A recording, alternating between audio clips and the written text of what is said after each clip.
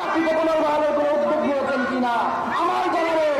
আমি অবিলম্বে বলবো, অনুরোধ করবো যে আপনারা দয়া করে যারা বিগত সরকারের সময় চাকরিতে হয়েছে এবং যারা বেতন বকেয়া পাওনা আদায় করতে পারেনি তাদেরকে অবিলম্বে চাকরিতে পুনর্বহাল করুন এবং তাদের পাওনা পরিশোধ করুন।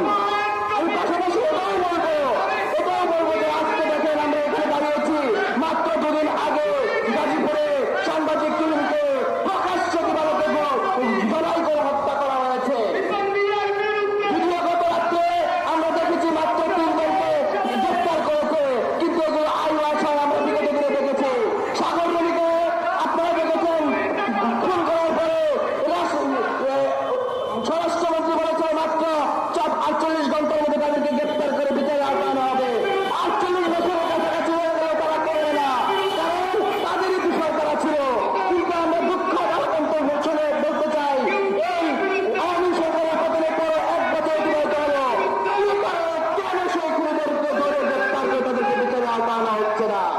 সর্বশেষ বলবো, আমাদের এই সাংবাদিকদের যে মালিক কর্তৃপক্ষের যে